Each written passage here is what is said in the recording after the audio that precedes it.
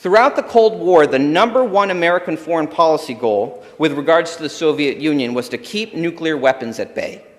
When the Cold War ended and the Soviet government dissolved, the nuclear arsenals remained, and so did the American interest in avoiding conflict that could bring about the end of the world as we know it. That's why there were agreements in those early days of the new era that Russia would not contest the reunification of Germany and its admittance into NATO. In exchange, American officials committed in writing that NATO would not extend, quote, 1 inch east beyond the German border.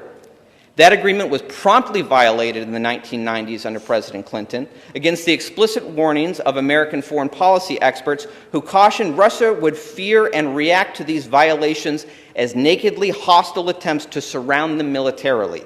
And every American president since, Republicans and Democrats both, this is a bipartisan problem, has continued this manifest destiny policy of eastward NATO expansion towards the Russian border, disregarding the consistent warnings from both U.S. foreign policy realists and repeated red lines from the Russians that this is viewed as an existential threat to their national security.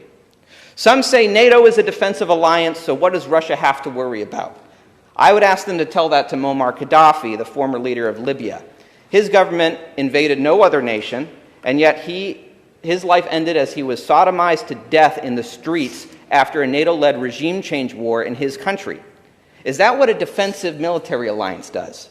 And for what purpose? Certainly no humanitarian outcome. The people of Libya now find themselves subject to open-air slave markets today in the 21st century. There is no excuse for invading a sovereign country. This is the principle readily proclaimed in this present foreign crisis, and one with which I heartily agree. But it is odd to hear this principle now often repeated in Washington by the very war hawks who I've watched since I was 12 years old, lying the American people into wars with invented pretexts to justify the invasion and occupation of sovereign Middle East countries for decades on end, paid for with the blood of our soldiers and the treasure of our taxpayers. And I wonder, Madam President, how we would feel as Americans if our roles were reversed.